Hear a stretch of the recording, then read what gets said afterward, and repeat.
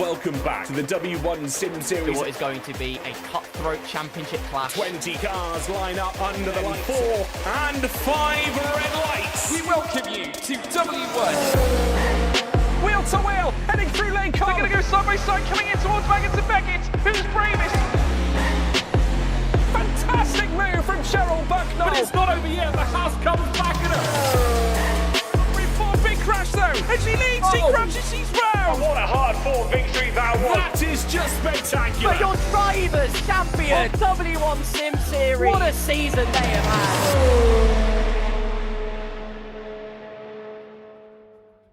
Well, a very good morning, good evening, or good afternoon to wherever you may be in the world, and welcome back to the W1 Sim Series for our fourth and our final social race in anticipation of Season 2. We're really looking forward to this because it is the last chance for our drivers to prove that they deserve a spot on that 22 car grid. And with ever-coming news, with F1 26 DLC being announced in the most recent of days, the excitement and the hype is well and truly real. My name's Tom Knight. It's good to be back on your screens after a week or a couple of weeks off for both sim racing and letting both Jess and Alexis take the broadcast for Social Race 3. But I'm not alone. As always, I'm along with Rio Harris. Rio, it's so good to welcome you in for your debut here in W1 as well. Yeah, I've been anticipating this the whole week since you gave me the message to say that I'd be here. But what better place to do it at the Japanese Grand Prix in Suzuka? It's arguably one of the best circuits in the world, if not the best, and it's always guaranteed racing. Obviously, you have like the likes of the Casio Triangle and the opening corners as well, where it can invite a lot of racing as well. You're absolutely right. It is one of those circuits in Formula One history that just promotes good racing. If only we had the opportunity to use the second chicane through the Casio Triangle, I think my life could be complete. But before we get ready to go qualifying, normally we talk about kind of standings and previous races. Obviously, we've got no standings, this being a social race and the last one of it at this moment in time. Why don't we just go have a look at our track map for today? The last one that we'll see on F1 25 in the F1 25 cars as well, the 26th generation of cars, will be coming your way hopefully very soon. But just over 3 miles, 18 turns is what is ahead of our drivers. And who can forget last time out, Rio? Of course, we had some fantastic racing. It was Emma Clay that took the victory that time out, but also some shenanigans on a safety car restart.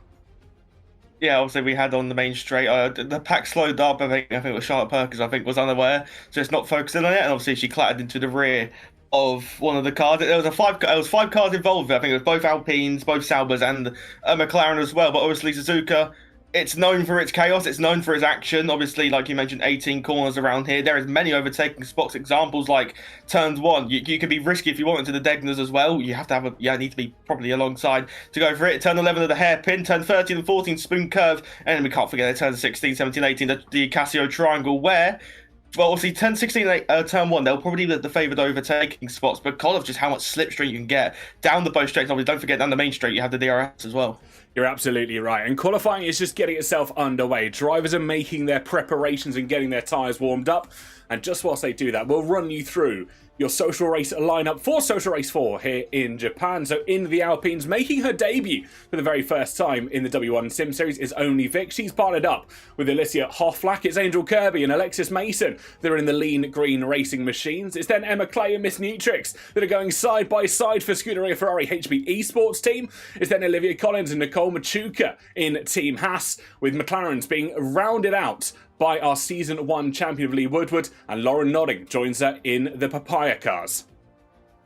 Yeah, then we can move on to the other side as well. We're starting for the Silver Arrows. Got Lily Browning and Leah, obviously, for the Silver Arrows. Then moving on to the Racing Bulls team, the sister Red Bull team, Esme Chambers and Lanely Milligan. And then we move on to the main Red Bull crew. That'll be Jessica Ball and Carlotta Maki, and then in the Kicksauber crew, Vanessa Schaff and Zara Shavari, and then in the Williams crew, the final 2 drivers, you've got Maya and then also Sarah Hardy as well. So it's a very stacked grid for today, isn't it? That it certainly is, and one that we will not beat around the bush too much, because I can confirm we've got racing happening here, folks. It will be Jessica Ball, the first driver out of anybody to make their way onto this Suzuka circuit through the S's they will navigate, and almost certainly setting the first purple sector. We've got yellow flags briefly. I think that is just a Haas car going slowly. I think that may be Olivia Collins, who had a little bit of over-rotation, but has got the car going nonetheless. We'll go back on board with Jessica Ball as they make their way through the second Degner and up towards the hairpin. Yeah, we go flat through turn 10 in towards the hairpin at turn 11. Another overtaking spot here, which you will see in the Grand Prix. Apply the power before we go through the flat kink of turn number 12, through the middle of the second sector. On the circuit before turn 13 and 14, spoon curve here, where it is easy to run out a bit wide and get beached on those curbs. Jessica navigating it very nicely though on the exit at turn 14 and apply the power. We head down the long back straight, down towards one of the most famous corners in Formula 1, 130 ROH, turn 15 before TK, the Casio Triangle. You're absolutely right. One of the fastest corners in this circuit in towards what is one of the slowest corners on this circuit as well. Jess Ball slamming the anchors on to that Red Bull racing car down to 60 miles an hour and once again back on the power as she rounds the final corner. Will come up towards the line. It is purple in the first and second at the moment. It is a purple overall with a 1:28.887, but drivers are going quicker, up and down the field. Keep an eye on Emma Clay, who has just gone fastest at 27.2 for the Scuderia at the moment.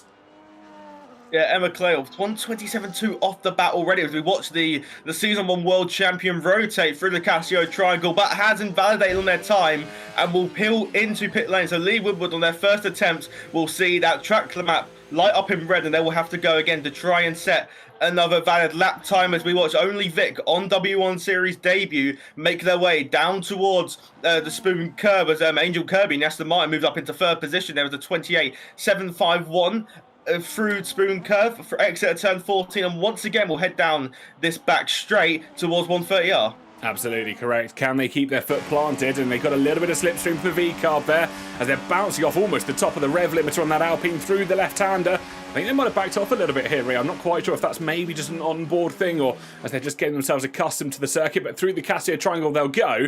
So they eclipse over the 127 and 128 mark. It will be a run-up towards the line nonetheless for Oni Vic, and the first time that she will set to 134.313. So looking for improvements in the second and later runs here in Japan. We've got other drivers, the likes of Cutie Bunny, that's Sarah Hardy making her way round just the top, the extent of the S's into towards the first and the second Degner curve.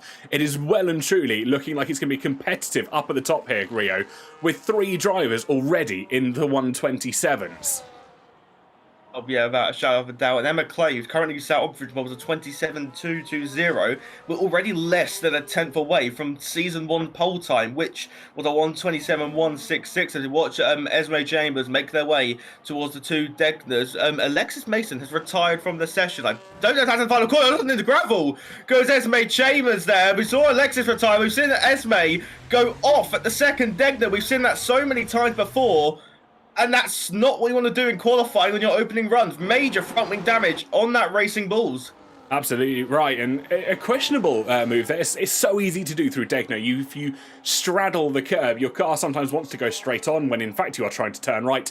Not once, but twice. A couple of other drivers to keep an eye on. Sarah Hardy has invalidated her first run, so will have an opportunity. No, she won't to go again, which, well, seems to me here, Rio, that they must have invalidated through the Casio Triangle and their final corner as well. Lainey Milligan as well, a newest driver to the series, just making their way up to the hairpin and up towards Spoon Curve for what will be that long and tedious run down towards the Casio Triangle.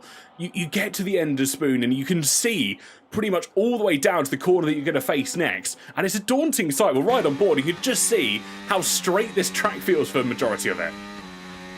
Yeah, without a doubt, we make our way down towards 130R where it will be quite easily flat out. Rotate the wheel slightly left before we go towards the Casio Triangle. Turn 16, 17 and 18. Brake around the 100 meter. Rotate the car in. Clatter the curves. Not opting for many curves there in the Racing Bulls as we power towards the line. And Laney will cross the line. What will the time be? A 130.874. Slots himself into the top 10. And for the Racing Bulls, they will be very happy with that as we watch a replay of Esme Chambers making their way down in towards the 2 Degner corners. So you see clattering the inside curb, having a tank slapper midway through Degner 1 on the exit and then just clattering the barrier in the way of Degner 2. So easy to do. The car just got unstable. They were trying to save it as best they could, and sometimes when you try and slam those anchors on, unfortunately, it's not necessarily going to be the best of situations. Alexis, I tried to figure out where they crashed the car, but by the look of the track map at the time that it happened, it was through the Casio Triangle and potentially through the final corner, so I'm sure we'll be able to get some conversation from Alexis slightly later on as well. Lauren nodding now for the Papaya outfit, making their way through Spoon Curve and down towards 130R. They've got an Alpine just in front of them. I'm guessing that's going to be potentially only Vic going for her second run, or just an in-lap, shall we say. She's 13 seconds down from her previous best. So might get a little bit of tow from the Alpine in front. Will the McLaren driver in towards the Casio Triangle, looking to try and put their first time on the board here this afternoon. A really difficult section of corners to navigate. You've got to be careful on the traction, as we just saw there with Lauren nodding through the final corner, comes across the line. It's a 1:31.357, but it's so easy just to put the power down a little bit too early through that section of corners, and we saw that in effect there. Yeah, without a shadow of a doubt. Obviously, as Lee Woodward, the W1 champion, has moved up into the top 4. There was a 28.037. Yeah, like you mentioned, it's so easy to drop it there, and it's quite a scary one, because if you drop it, you could absolutely clatter the pit wall there, which splits the main straight and the pit lane, as we watch the Williams driver rotate through Spoon Curve and apply the power as we head down the back straight once again, all the way down towards 138. You'll see the speed rise as we power down towards turn number 15, reaching a top speed of 194 miles an hour as they rotate through 130R, make their way towards the Casio Triangle, and the Williams driver will look to set a time which, at least for them, into the top 10. Apply the power, and towards the line we go, with the Williams driver crossing the line now, slots into the top 6. So a very respectable effort there for the Williams driver. What a run. What an absolute run for your very first attempt at a qualifying session here in the W1 Sim Series. And Maya putting it P6 at the moment. 28.792. Nothing to be sniffed out of there, especially getting into the top 10 in such a competitive field. We look to see more times coming across thick and fast. We still have 8.5 minutes left of qualifying actions. We've got Zara Shahsavari, her first outing in a Sauber, I believe, in W1, making her way in towards the hairpin. Just pretty much even Stevens with her session best so far, which is a 1:30.9. Maybe looking to get some tow, some slipstreams. The Ferrari suitably moving out of her way in A to not impede, but a little trip into the grass might just have had a bit of a knock to the confidence, shall we say. Yeah, that would have affected the grip through Spoon Curve, but nonetheless, they'll continue to power on Zara in that kick Sauber, using the glitch livery, it seems to be, as we make our way down towards 130R. And something I'm now noticing there, if you look at the top speed, that's what, 6 miles an hour less than we saw when watching the Williams driver. So that's telling me that Zara might be running a lot more downforce in comparison to the others, clattering the curb, a little bit of a tank slapper on the exits of 16 through 17 and 18, and towards the line we go, with the kick Sauber crossing the line, does not improve their time and will remain down in P13. Miss Nutrix nonetheless, though, end of the first sector, 0.127 up on their personal best. What's Olivia Collins, a driver in shout for pole position through the Casio Triangle, and Olivia Collins driving for the Hat outfit, looking to absolutely blow away the provisional pole time. Is it a 1:26? Yes, it is a 1:26.882, and that is a monumental time put in by the Haas driver, and that's asked a lot from the likes of Emma Clay and Nessa now. You're absolutely right. It was purple in the first sector, purple in the second sector, and purple in the third as well. A trio of best sector times coming the way of Olivia Collins. What can Clay have in her locker to try and respond, though? Through the 2 Decna curves, they run in towards hairpin. Again, a really critical corner just to try and get right as they run up towards Spoon Curve. A little bit of a change further up. Ace of Hearts, that's Esme Chambers, comes across the line for the V-Carbs, puts themselves 5th. And I believe just behind Miss Nutrix puts the second Ferrari onto 6th place on the grid at the moment. So both Ferraris here, Rio, really looking to turn up the tempo in Japan. And they've come back from the off-season, come into these social races with a really renowned form of style, speed, and just ability to race. It's fantastic to see. Yeah, without doubt, we see Emma Clay, the other Scarlet Ferrari, a lovely slipstream from the kick Sauber there as they rotate through the Casio Triangle and apply the power. They get a bit of dirty air from the Haas, but nonetheless, it peels into pit lane, does Emma, but I think actually invalidated their time and clatters the rear of the Haas. I think they did, yeah, invalidated through the Casio Triangle, which is unfortunate to see. Jess Ball puts her Red Bull up to 5th place as well, a 1:28.528 for the leading Red Bull Racing car at the moment. Their sister car, of course, their teammate, should I say, Carlotta Marchi, down in 13th place at the moment, looking to be going for a run. They haven't found an improvement in the first sector, but might be able to find something in the second. As we watch on the run down towards 130 yard, we'll see that timing split on the run up towards that corner. And are they improving? No, I think this is going to be an in-lap then for the second Red Bull Racing car out there at the moment. Who else have we got going running? We've got Ivy Lily. That's going to be Lily Browning, I believe. Little bit of a kick out at the exit of the S's, but manages to hold it together. And that's a very crucial moment. I wonder if they're just getting themselves prepped. That's certainly going to be a slow, first sector for them. It might be an in-lap as they're up to 11th place. Yeah, about that. I saw on the bottom of the screen that Lee Woodward has disconnected from the session, so hopefully someone can get her back in. As we're watching, I believe it's Lily debuting in W1 for the Silver Arrows outfit here. But yeah, like you mentioned, we've got a proper fight on for pole here. The gap might be 4 tenths, but we saw the time Emma was gaining. She was almost 4 tenths up on the run down towards the Castro Triangle. Must have invalidated on the inside curb, but there's definitely pace in that Scarlet Ferrari, and without a doubt, definitely pace in that Haas. We have already used up the season 1 pole time. We have blown that away in a sense by almost 3 tenths of a second.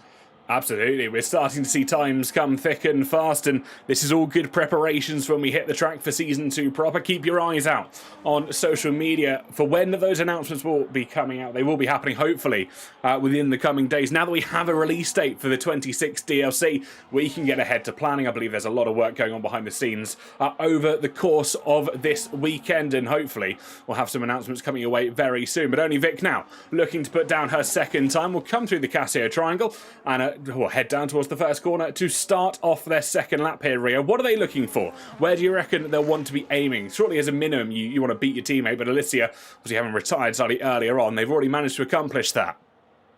Yeah, about shadow of doubt. At least, Vic, obviously, when you're debuting, you want to put an impression. You want to put a positive impression, to say the least. So at least the top 10 surely want in as they make their way through the S section, through turns number 4 and 5, and then through turn 5, and then towards turn number 6 as we apply the power on the exit, and then we go uphill through turn 7 of the Dunlop curve, and then apply the power a little bit tentative through the corner as we make our way down in towards the 2 Degner corners there. 1.1 seconds down, TK. That might be just another preparation lap.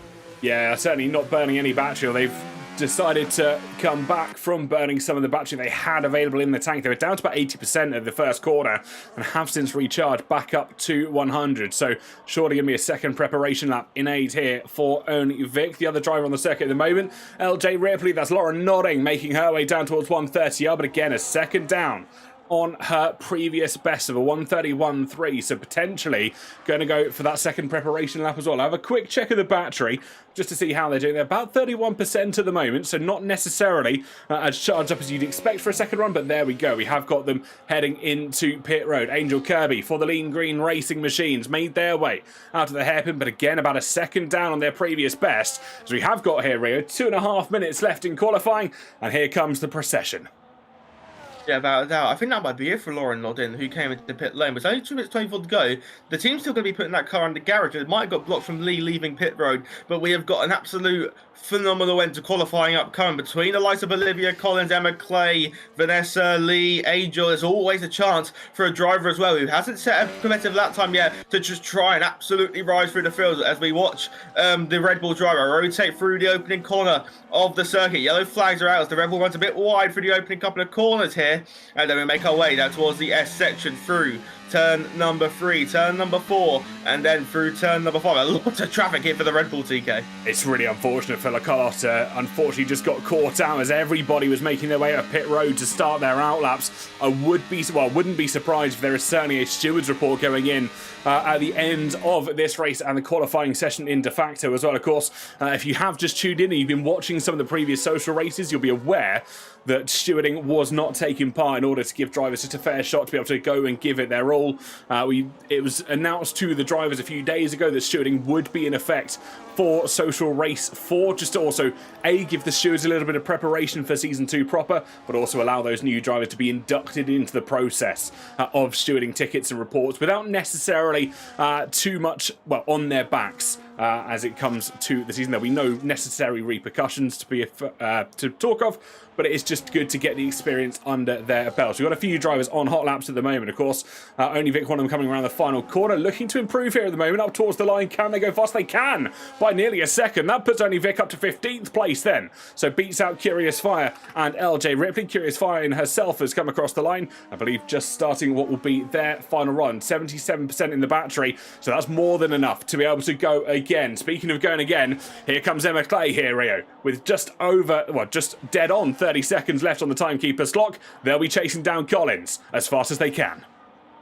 Yeah, without a doubt. At the end of the first sector, 2.3 tenths up already. Rotate through the two-deck, the driver, the Scarlet Ferrari driver, will look to take a pole position here in the Suzuka circuit. There is your fastest sectors then. 2 for the Haas driver of Olivia Collins, and 1 for Vanessa in the Kick Sauber. And then obviously the fastest time we've seen so far, 1:26.882, as we make our way down towards Spoon Curve. And we know the Ferrari's got pace in that car. We know they've got the setup. We know they've got the lot to challenge at the front of the field through turn 14.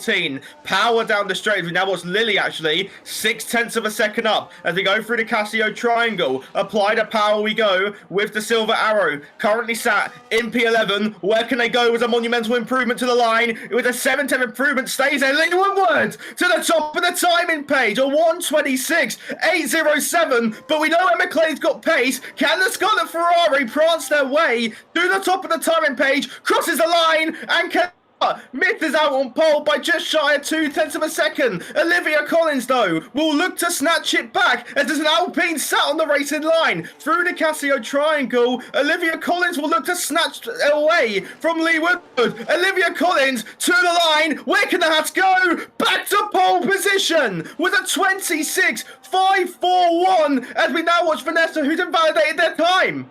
Absolutely right. It's Myra as well, up to 6th place for the Williams outfit. So Nessa invalidating their run. Miss Nutrix still out on a run as well. They're improving by close to 0.2 of a second. They make their way in towards the Casio triangle. Little bit of a tang slapper there for the Scuderia Ferrari car, but they will continue nonetheless up towards the line, looking to make an improvement. They do so, and they go 8th fastest. Sarah Hardy peels into pit road, so that confirms it. Olivia Collins will claim pole position here in Suzuka as Lee Woodward that will start alongside her on the front row. It's Emma Clay and Nessa that start in the second row collectively, and then Esme Chambers and our debutante for this afternoon in Maya starts from 6th place.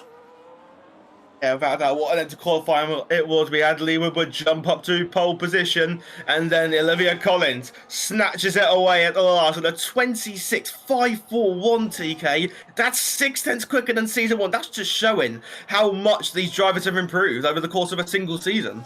Absolutely. Lots to look forward to for Season 2 proper. We've seen Lily Browning as well saying they would be in the 128s, but a little bit of battery mismanagement on their part made them fall foul and stuck into the 129s. We'll run through your complete qualifying order though before we head back for that short break where the lobby does get reset. So it will be Olivia Collins from pole. It's Lee Woodward that starts second. Emma Clay in third with Nessa in fourth. Esme Chambers will start fifth with Maya in sixth. Angel Kirby seventh with Miss Nutrix eighth. Jess Ball in ninth and Nicole Machuca in 10th place. It's then Lily Browning from 11th with Sarah Hardy in 12th. It's Zara Shasavari who starts 13th with Carlotta Markey 14th. Lainey Milligan, Only Vic, Lauren Nodding, Alicia Hofflack, Leah Blaze and Alexis Mason that make up your top 20 and your grid for this afternoon's racing in Suzuka. Lots to look forward to.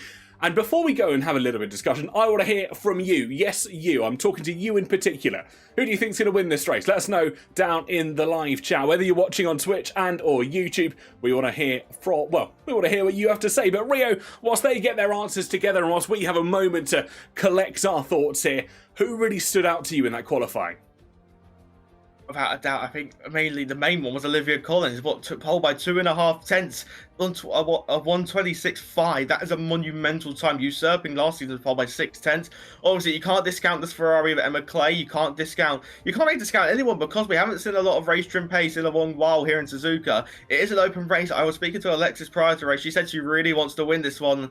It's going to be a tall order starting from last on the grid. We know Suzuka has its difficulty to overtake as well, but I mean, it's just, for me as a whole, Olivia Collins just absolutely stood out there. What about you?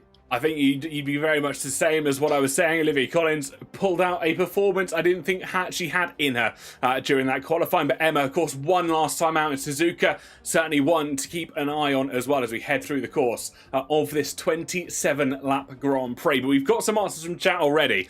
So one answer from Lee, from Jakey. We've got seeing Emma win, says Regan. Honey Lavender's apparently just pleased to see me, which is always lovely and slightly disconcerting when I was asking a completely different question. But it's good to see you too, honey. But yeah, let us know if you got any more predictions for a race winner, as we've got the carnage and the chaos that comes along with the lobby reset happening in my ears at the moment, so I've gone very slightly deaf, but it's fine. We have had that moment of chaos. Everybody's got their cars reset. We now just have a moment to get themselves together, and as we head to the race proper, the grid has to be set. Thankfully, that's not on me at this point in time. It's a lovely Jess who's doing all that information behind the scenes. And interesting to see. Jazz says, I think we'll either get an Emma or a Lee win. That's interesting to see what they predict. And Regan again just saying, excited to see what Alexis can do from the back. And Alexis then chimed in saying, I binned it. I think we figured that one out, Alexis. I mean, yeah, that I saw on the mini-map when she had retired, she was like stopped in the middle of turn 18 on the exit of the Casio Triangle. So yeah, safe to say a suboptimal qualifying for Alexis Mason, but obviously we know she has pace around here as a whole. Speaking to her prior before the event, I think she said her PB was a 26.6, so we know she's got the pace as a whole. Obviously, she won the Spa social race, so we know she is one of the front runners here. We know she can overtake. We know that she's got the guts and the confidence to overtake drivers in unorthodox areas. Examples maybe like the Degners, or maybe into Spoon Curve, where it is risky to go side by side. But I'm anticipating highly to see how Alexis does go and carve her way through the field. I'm looking forward to seeing if anyone does go for a move into either of the two Degner curves. Now you've mentioned it, not traditionally a place you'd see cars go side by side, but then again, W1 has always proved me wrong in seeing cars side by side in places you don't traditionally expect, and actually making some absolutely outstanding moves over the course of the first season. We've had more predictions as well. Ashley Eleanor, always good to see you, saying Emma P1. I'm sure there's no family bias coming in there. Def Nut Jazz says Alexis P20 to P1 challenge. That could be interesting to see. Honey Laverden saying only Vic top 10 prediction. That could be one to watch here, I reckon. Of course, starting slightly further down the order than she would have liked. But we know Vic, she's a resilient driver. She knows how to drive this game, has done for many years. So when we get into that race scenario, how do you think the mentality differentiates from that one-run pace to, okay, I've got to try and, survive 27 laps at this rate? Yeah, I mean, now, like you mentioned, she's a proper resilient driver. She's got a lot of race IQ as well. We know that. We've seen her in the past doing races, even on like LMU and on the F1 games. We know she's got the courage to go for those unorthodox moves, but we know she's also a smart driver. She won't go for certain moves that was going to cost them like a second in lap time. We know she will be able to make the moves when it is necessary. Like you mentioned, she will be one to watch starting, I think, down in P16. She's got all the chance to come through into the top 10, but then like you said, the mentality you've got, do you gamble and go aggressive on the start, or do you play it safe, let some potential cars happen in front of you and just weave through the field? That's going to be the question, I think, on everybody's mind. Rice says one safety car for sure in terms of race predictions. Again, not necessarily what we were asking, but we'll take the prediction nonetheless.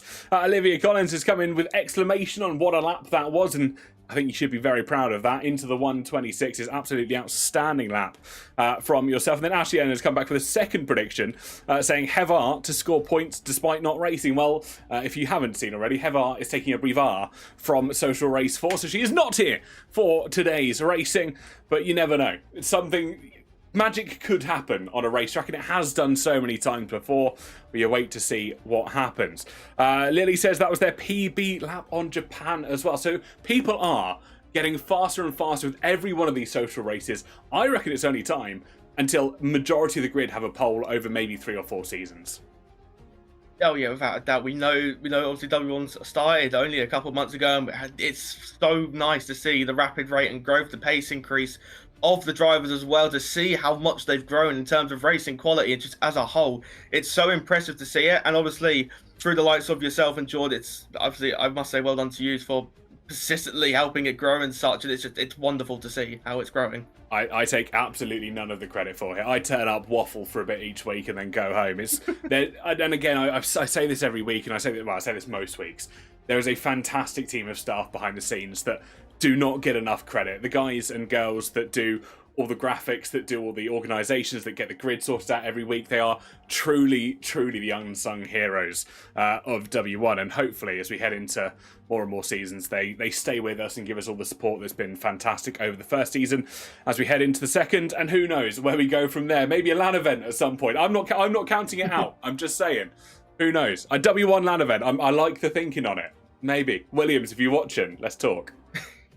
Yeah, that could be a really good event. So it would be cool to see everyone. A W1 meetup, that'd be quite cool to see. But obviously, for now, they're all in their own rigs, they're all in their own events, all in their own setups to ensure that they can be as comfortable as they can be. Obviously, not long till we get going for the Japanese Grand Prix. I'll run you through the circuit again from what I've got noted down here. 27 laps we have got around the Suzuka circuit, 18 corners, 10 to the right and 8 to the left. A 5.807 kilometer circuit or a 3.608 mile circuit. The first Grand Prix here was held all the way back in 1987 here. Also, we have got a lot of elevation changes. Look for moves in towards the first curve and in towards potentially 130R. If you have the top speed and the slipstream, the Degdas as well could be a risky one. Hairpin as well, spoon curve, Casio triangle, that'll be probably the favoured overtaking spot as well as first curve. But without a doubt, obviously a race distance here, 153.73555 kilometers. That is going to be quite the long race for the drivers here today.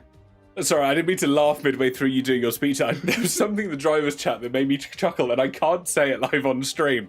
But Esme, you know exactly what you've said, and well done for making me laugh on a broadcast. Not that it's necessarily hard. If you've ever watched the Creator Series broadcast, they've got a counter in their Twitch chat for how many times chat have managed to make me laugh, so apparently I laugh very easily. Nonetheless, anyway, we're almost ready to go racing. All drivers are in the lobby. We've got 27 laps of racing to come your way. We're just waiting for that grid to be set as well. So, Japan here, Rio. We've talked about, obviously, maybe some race winners.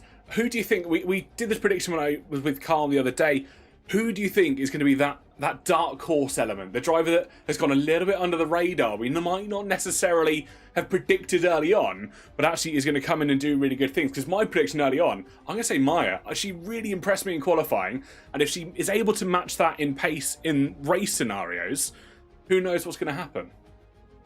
I mean, I'm going to go back from my stats I've got here. Also, we didn't speak about much in the qualifying, but if you look at last season, Jessica Ball, she went from, I think it was P10 to P3, which again was an outstanding drive. Got the podium, I think it was by just under 2/10 at the end of 27 laps.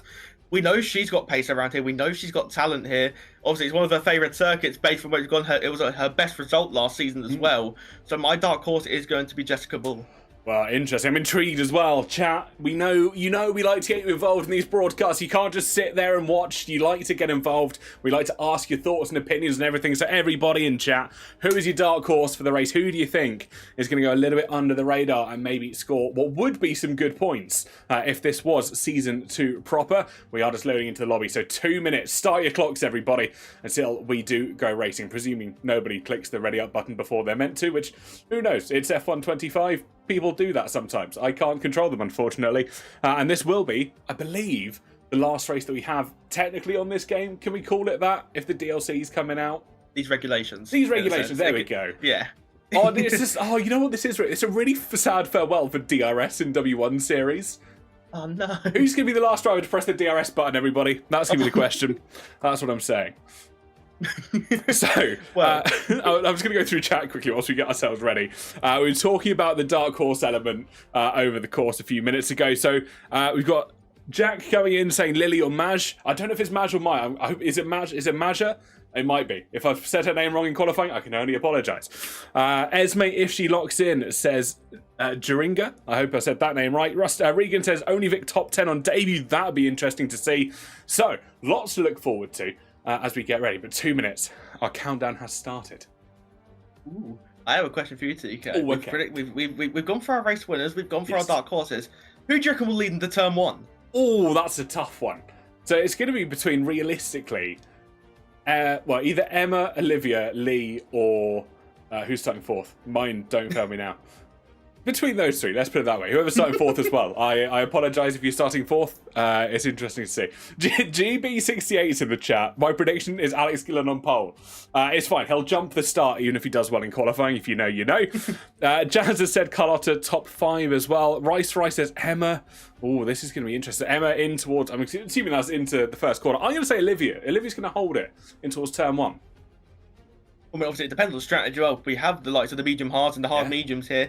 Obviously, with the removal of the formation lap, obviously, for the upcoming season, it opens the hard tyres up because you start with the optimal tyre temperature now. Obviously, I think it's like 90 degrees or somewhere around that, 85 to 90 degrees you start with. So drivers will get the optimal temperatures for the hard tyres, which helps them bring into play. Because if you start a race on, obviously, this is stating the obvious here, if you start a race on the cold tyres, it's not going to be the most optimal grip, is it? Ladies and gentlemen, Will Buxton, everybody. He's here to join us for a broadcast. If you start on cold tyres, the tyres will be cold. That is words of wisdom for everybody to listen out for. Kit F1, a lovely individual that does a load of our graphics as well, did the race day poster, I believe. They said no damage into turn 1 is their prediction.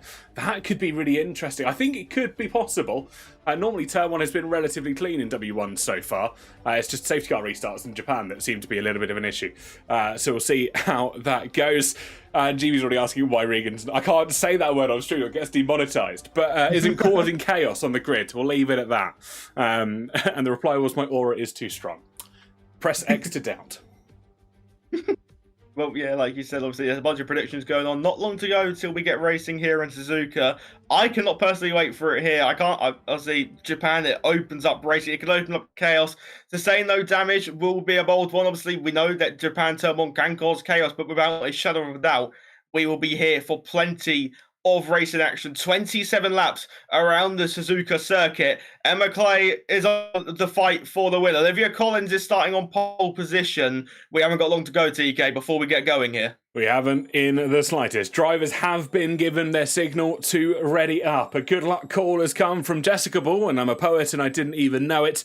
20 cars just await on the grid. As chat once again have discovered the hashtag blame TK that seems to have appeared within W1. And again, if you don't know, come join the Discord. Get involved in whatever this bullying seems to be. But here we go then. 20 cars lined up on the grid here in Suzuka. We've got 5 red lights.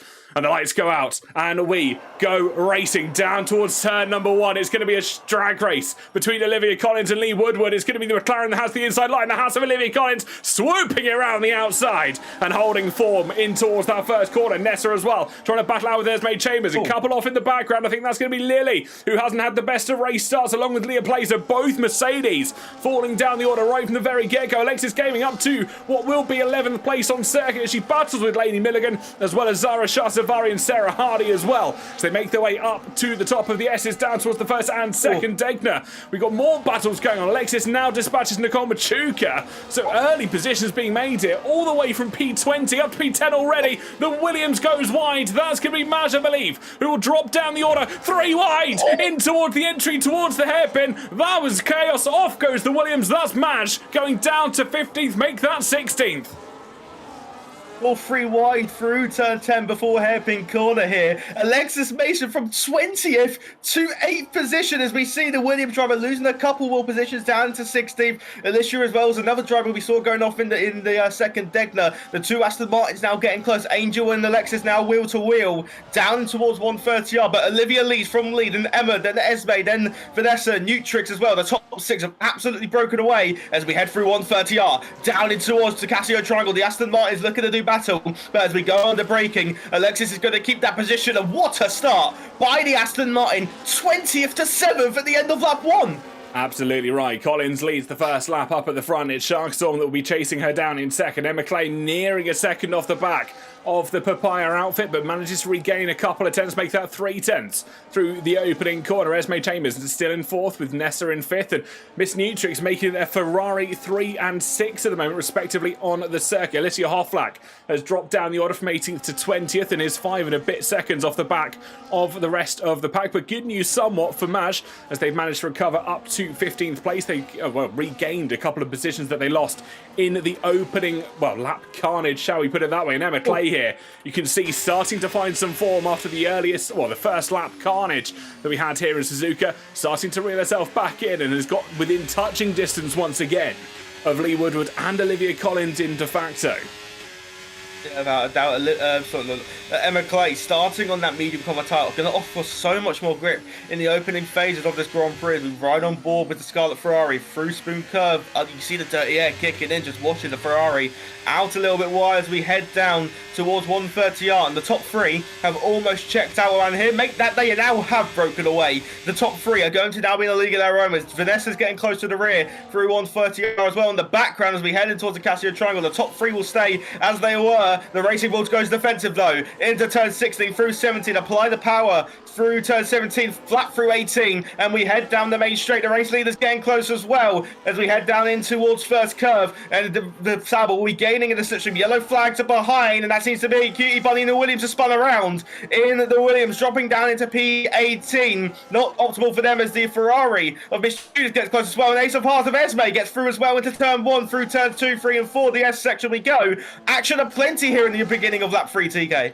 You're absolutely right, but all this battling is actually only hurting the likes of Esme Chambers, Nessa, and of course Alexis, who's starting to join into this battle for 4th place, because the gap between 3rd and 4th now standing at about 2.5 seconds and continuing to grow as their drivers make their way through the course of this 3rd lap here in Suzuka. We've got a few packs starting to form, the likes of, the top 3. We've then got 4th down to 7th, we've got 8th down to 9th, and then a couple of smaller packs here, there and everywhere, with Lainey Milligan leading a pack that's consisting all the way down to 14th place at the moment. She's just managed to get past Curious Fire and Nicole Machuca as well, getting the better of Lainey Milligan out of the hairpin and through down towards Spoon Curve. So lots of on-track battles here. They're all kind of separating into a class of their own, but this will all be dragged back together should we see an appearance of Bert Mylander. But up at the front, Shark Storm, that's Lee Woodward, starting to close the gap down to our race leader Olivia Collins, starting on pole. Of course, the front 3 still in the same order that they qualified. Nobody has been able to break anything at the moment. Just a reminder as well, what tyres everybody has started on, and Lee Woodward being the difference in that top 3 with Clay and Collins both starting on mediums. It's going to be hard tyres for Shark Storm at the moment. The other Pi McLaren of LJ Ripley, I think, just had a bit of a moment out of 130R here, Rio. Yeah, a mistake there for Lauren nodding now went wheel to wheel, but then we see the Racing Bulls going wheel to wheel as Vanessa on the exit of first curve before the S section, and the Racing Bulls will keep ahead of the Kick Sauber. Further behind, only Vic on the inside of the wounded Kick Sauber. You can see the left end plate missing there on the Kick Sauber. Only Vic slowly making their way through the field up into the top 12 for the Alpine crew, and you just see there damage on that front wing for the Kick Sauber. That's not going to do them a lot of good, especially through this opening sector where it is all a mix of medium and high speed corners. Absolutely right. And we now watch here with Alexis Mason looking to the inside of Nessa. Couldn't necessarily get it in towards the hairpin, but we know how quick Alexis has been off race start. Of course, started all the way down in 20th place, finds herself in 6th at the moment. And just a reminder on your screens there, so they have had truly outstanding pace from the offset in this race so far. They've got both Nessa and Esme Chambers just in front. More yellow flags in the final sector. I think that's Alicia Hofflack just having a bit of a whoopsie through the second Degner curve. And of course, Leah Plays still 7 seconds off the back of the rest of the train as well. So those two drivers side by side. Machuca has had a spin through Spoon Corner, off in towards the grass. They will run to try and avoid most of this, or these pack of cars that goes flying past them, and down to 18th. But fortunately for them, still well and truly within this pack, and will gain from the lone DRS zone that is available on this circuit. Cutie Bunny, that's Sarah Hardy, just pulls even further back. I wonder if there's some issues going on for the Williams outfit. Yeah, well, mistake there as we go.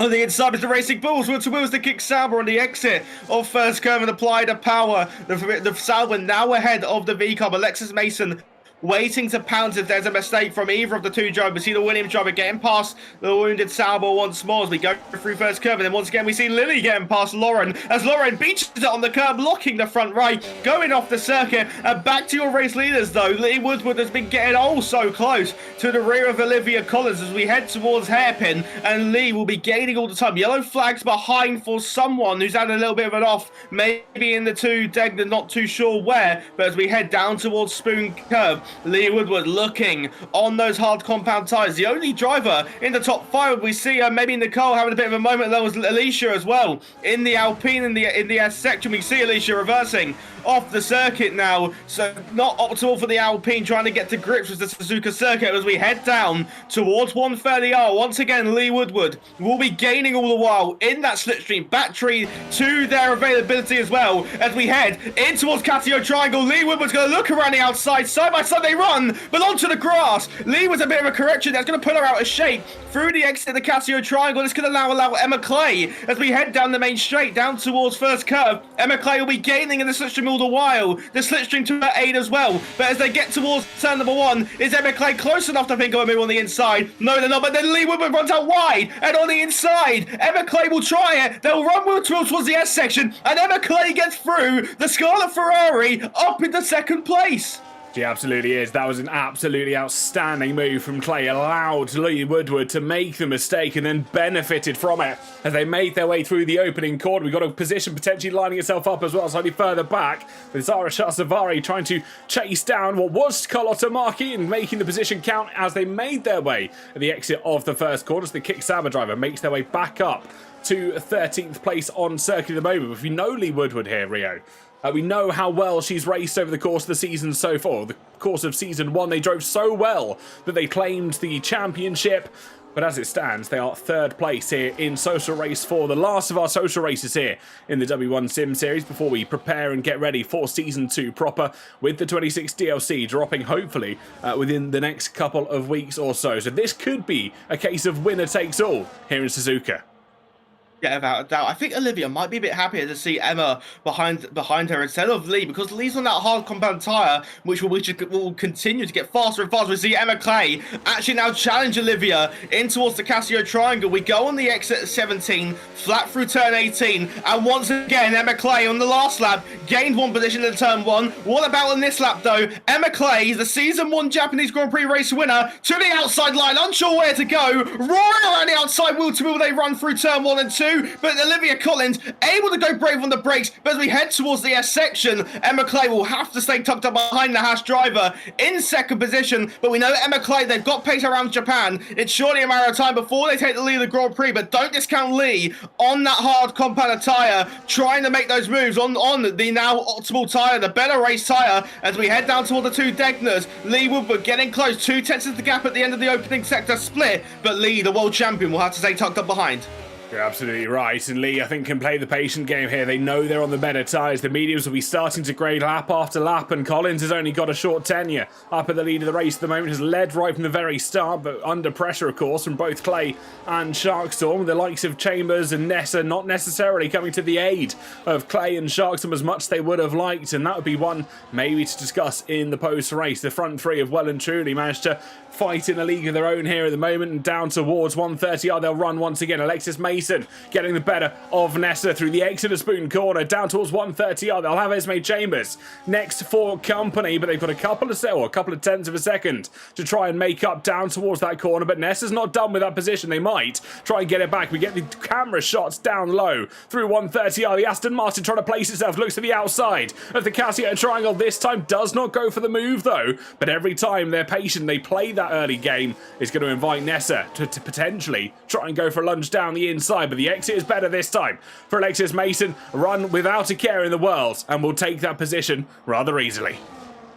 Yeah, without a doubt, Alexis Mason from last, but then back comes the Racing Bulls on the inside. Esme Chambers trying to fight it, but the fight was halted, and Alexis Mason is able to defend it there, as we see Miss Nutrix and Abel Kirby run wheel to wheel through the first curve before the S section. And Miss Nutrix on those, I believe, the soft compound tyres, they will be fading away here. But she's done amazingly well to take them at least even 8 laps. The soft tyres, normally a race tyre which you rarely see in racing conditions, but Nutrix is doing really well. Yeah, you can see at the moment about 40% wear across the board for all 4 of her tyres, so has managed to look after them rather well. And it's not just her that's run the soft tyres right from the very start. Of course, Cutie Bunny Sarah Hardy has also done the same. I think it's a mistake from Olivia Collins there. Has dropped down not 1 but 2 positions. So inheriting the lead here is Emma Clay. Sharkstorm, that's Lee Woodward, has made their way through to second place. And I wonder if this is a question of the tyres not necessarily being in their finest form. We can have a quick look on board. No, we can't, because Olivia doesn't share her data with us. So we'll be having words, Olivia, after this show.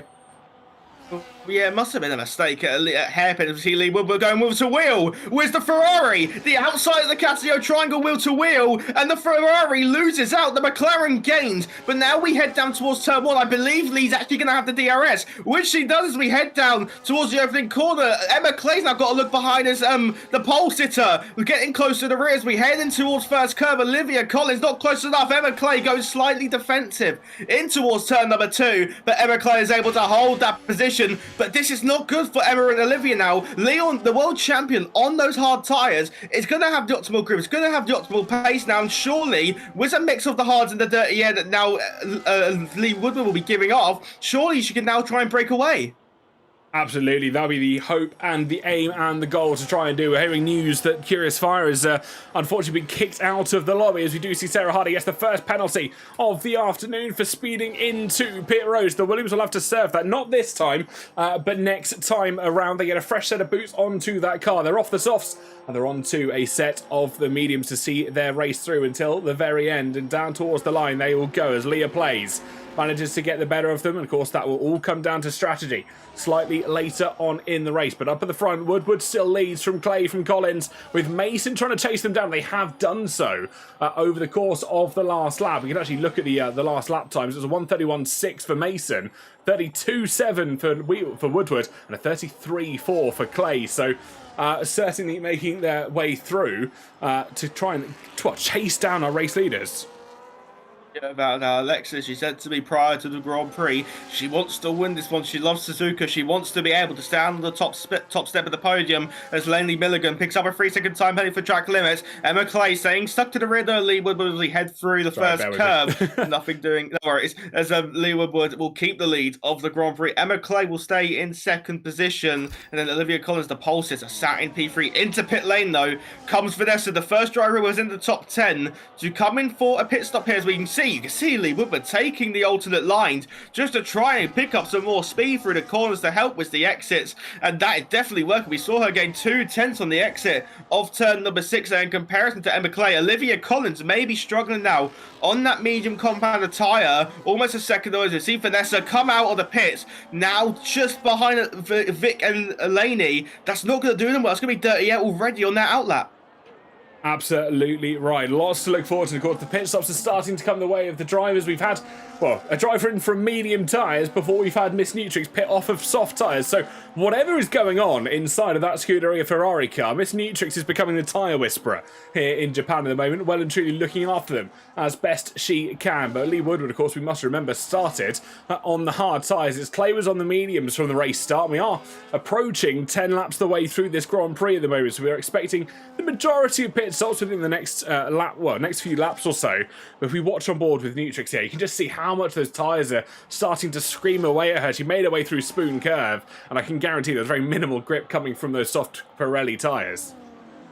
Yeah, about showing that. She's doing, this is phenomenally, by the way. To do 10 laps on the set of the softs around Suzuka, such a high deck circuit with the pace, and we can see the top 2 in the Grand Prix have now broken away. As we see Emma maybe challenging on the inside at turn 2, but Lee Woodward, the reigning world champion, is able just to keep the lead of the Grand Prix on the hard tide, maybe just trying to nurse them. So when the likes of Emma and Olivia come into pit lane, surely then Lee can just bolt the rest of the grip remaining on the hard compound tyres. To keep you updated as well, Alexis Mason has got that gap down to 3 seconds between herself and Olivia Collins, so she is absolutely flying in this Grand Prix at the minute. Absolutely is. Lots happening up and down the field. Lily as well got the better of Carlotta Marchi in towards the first corner. Still too wide though, but that's, I was about to say wide through the exit of the first corner, but actually no, takes a very narrow line through the first corner. Felicia does re-lose the position to Carlotta Marchi, who retakes 13th place for the Red Bull outfit. Of course, her teammate Jessica Wall up in 6th at the moment, and having a little bit of an unsung race at the moment. Started in 9th, is up to 6th at time of recording. But the main story of the afternoon here, Rio, surely has to be Alexis Mason from 20th to 4th at the moment, and we're not even halfway through this race. We are expecting potentially a safety car at some point in time. Shadow of a doubt, she's gaining on Olivia Collins, so she could go from last to the pit lane. Emma Clay, I'm really impressed with as well, by the way. Keeping pace with the hard compound tire runner. Surely, if you're Emma, just go as long as possible if you're staying with Lee Woodward. We see Olivia Collins maybe dive into pit road, which she does. The pole sitter peels away, and she's the first one of the top 4 to go for a new set of tyres here. Also, we expect Lee Woodward to pit the latest out of the top 4 because she's on the hard compound tyres here in Suzuka. She will have to go longer, but then it will pay her dividend later on when she has the new set of medium tyres. Less fuel load on the car, less weight. That means those tyres will degrade less and she'll be able to have a lot more grip for a lot more longer. Speaking of Olivia Collins, 2 seconds worth of clean air. Miss Nutrix, by the way, still going on those softs. Absolutely. Managing to take those softs to levels where they probably haven't been taken before. Only Vic in towards pit road, as is Nicole Machuca as well. So 2 more drivers opting to get off of a set of the medium tyres. Both of them have done 11 laps on the compound so far. The Haas and the Alpine drivers both respectively peeling into their pit boxes. Both of them unsurprisingly opting for the hard tyres to see this race out as well. So lots still to go. We've got to remember here, Rio, of course, we mentioned a lot of drivers starting on the mediums. Both Lee Woodward and Alexis Mason are on the hard tyres here, so both of them have that opportunity to go slightly longer than the rest of the field. But of course, if we see a unfortunately timed safety car, that could ruin their plans, as that's wide from Cutie Bunny. That's Sarah Hardy, as they just get passed by Nicole Machuca. Yeah, doubt. I think Olivia Collins has also now got past Miss Nutrix. I can see on the timing tower, so that was optimal for the Haas drive. We head down the main straight once again. Emma Clay is taking these tyres a while, almost going to do half the Grand Prix on a set of the medium compound tyres. And maybe do you reckon that Emma Clay might be getting some race data from Nutrix, seeing she's going this long on a set of the soft compound tyres as Esme Chambers peels into pit road for, I can only presume, a set of the hard compound tyres. I think that's actually a puncture TK on the front left. See if we can get a quick look. Doesn't quite look like it, unless it was more of a visual puncture than anything else. But a good stop there from the Visa Cash Out Racing Balls team. And finally, Miss Nutrix does peel into pit road to get off the soft tyres. Admittedly, 3 laps later than the counterpart of Sarah Hardy that also ran soft tyres from the very get-go. But surely now, Miss Nutrix in a position to go medium tyres until the end, and in fact I believe she has taken medium tyres here, so will have the faster compound, but will have to go to a level of certainly management in the later stages of this race. Yeah, without shadow of a doubt, we've seen the other Ferrari, Emma Clay, currently still running really competitively on that medium compound tyre, taking it 13 laps so far when they cross the line next time around. But Emma Clay's doing an outstanding job. Obviously, we saw Esme Chambers, I believe it was a puncture. That front left did look deflated, looked to be hanging on the rim as she trundled down the pit lane. But yeah, you can see the tyre wear there. Emma Clay, only the rear left has just hit 60%. She could go probably at least another 2 laps minimum on this set of medium compound tyres. But if she's going for the hard, she would probably peel into pit lane on this lap. But no, she's going on once more for yet another lap here. And this TK is indicating, as we see wheel-to-wheel action between Curious Fire and Lauren in the Sauber and the McLaren respectively. And the Sauber gets through on the McLaren drive. One McLaren leading the way, and the other McLaren currently sat in P18 dueling with the Kick Sauber there. But back to my point, TK, Emma Clay might be opting for the softs. I think that could be potentially what we're starting to lean towards. Of course, they will be better in performance as we get later in the race, and we are approaching we're crossing the crucifix of the halfway mark. We're also hearing word that Curious Fire, that's Zara Shahsavari, has managed to retake control of that Kick Sauber car. At least hasn't messaged to say she can't take control of it, so I'm going to take the assumption that she's in and driving, as only Vic gets the better of Nicole Machuca as well, this time around with Sarah Hardy just up the road. So we're starting to see the disparity in tyres starting to come the way of all of our drivers. Of course, both Lainey Milligan and Carlotta Markey both pitting last time around for fresh hard tyres, so they will have to go through a certain element of warm-up. It will only take about half a lap or so, but that sometimes is all the advantage that some driver needs. And speaking of advantage that driver needs, this is Olivia Collins looking for a move on Angel Kirby in towards the hairpin. Without a shadow of a doubt, easy move there from what is our pole sitter. Yeah, lovely move, diving on the inside, that hairpin corner. The Haas driver, the pole sitter, like you've mentioned, moving up into the top 5 in this Grand Prix. Hoping to be the net race leader. Emma Clay still within DRS of Lee Woodward here as we head round the final corner. And finally, TK, getting off that medium compound tyre. The question is, though, what tyre is she going to opt for? Because she's gone this long, will she go for the hard? Maybe this was a strategy to go as long as possible on the mediums competitively, so they can use the hard tyres just to command your full pushing pace to be able just to use maximum pace out of everything. Yes, it is a set of the hard compound tyres. It would have been a stretch to go on the soft tyres. We saw it from Nutrix go a long while on the soft compound tyre, but I think in terms of being competitive in this Grand Prix, we go on the pit exit here. We see Olivia Collins and we go wheel to wheel with Emma Clay and Olivia Collins. Emma Clay dropped behind the Haas, and Olivia Collins, with that undercut, is only half a second ahead of Emma Clay, TK. Undercut as well, but of course 3 laps more in terms of tyre age and tyre life that Collins has put into those hard compound of tyres. So at the end of this race, when we get to lap 25, 26 or 27, that is where Emma Clay may have the advantage. And you never know, at this moment in time, we're over 50% of the way through without a safety car. Never say never here, folks. But, you know, it's certainly starting to look likely we might not have one over the course of this race. I don't believe it is the first time that we would have had that within W1 Sim Series. So that's Leah Place just going slightly wide after allowing Emma Clay through. Of course, the laps car gaining priority within Formula 1 and F1 25 as well. But Emma Clay still on the coattails of Olivia Collins here. Battle for 3rd place. The question now turns to, Rio, when are we expecting the likes of Woodward and Mason, that's Sharkstorm and Raccoons on your screens, to come into their pits, well, come into their pit stops? Pit window will be open around now, but obviously it will be a while to go on that medium compound tyre in terms of being competitive. But as we say that, Alexis Mason does now peel into pit lane. You can see the tyre life, on your right-hand side of your screen. 8 to 10 laps on the softs, 11 to 13 on the mediums. Emma Clay shattered that way. I think she went 14 on the medium compound tyres, then 14 to 16 laps on the hard compound tyres. Maybe expect Lee Woodward to end in the pit lane end of this lap as the other Aston Martin of Angel Kirby as well into pit lane, but maybe as well Lee Woodward, maybe to go as long as possible. Maybe we could see it maybe lap 18 really to get as much competitiveness out of that medium compound tyre as possible when we approach the latter stage of the Grand Prix, to ensure she can fight with the likes of Olivia Collins and Emma Clay as hard as possible. And maybe if they get through, we see a major lockup in towards hairpin corner, and Lee Woodward doing really well as the battery, showing why she's a world champion, commanding the tyre life to ensure she can have optimal pace, and just showing why she is one of the front runners here. You're absolutely right. And just keeping an eye on the battery, and that's why I dragged it up on the screen just very quickly.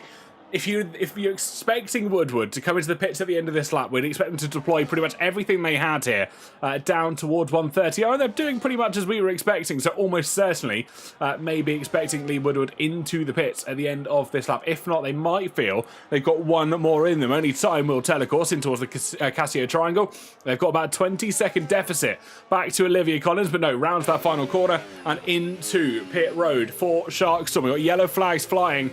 I think that might have been the car that left. It was a disconnect from Lainey Milligan down in P12, and no, their car is still going, so I'm not quite sure who the yellow flag was for there. I think, yeah, it was the Alpine, maybe Alicia Hofflack down in 20th place, but the Papaya car coming down the ramp in towards their allocated grid slot. Medium tyres going on, and a good stop from the team based in Woking.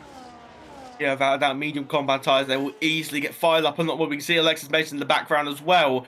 And that undercut has worked. I'd say it's worked a lot better for Emma Clay because she's got fresher tyres in comparison to Olivia Collins. We see Alexis Mason through turn 1, 4 seconds back from your one-time race leader of the reigning world champion of Lee Woodward. But out in front, your pole sitters back to where they started this Grand Prix. Emma Clay, this Scarlet Ferrari esports driver, makes their way, all 3 of them actually make their way up through the Dunlop curve before the 2 Degner corners here, and Lee Woodward will be absolutely charging towards them, and TK, already within a second, is the champion. Absolutely, that they are.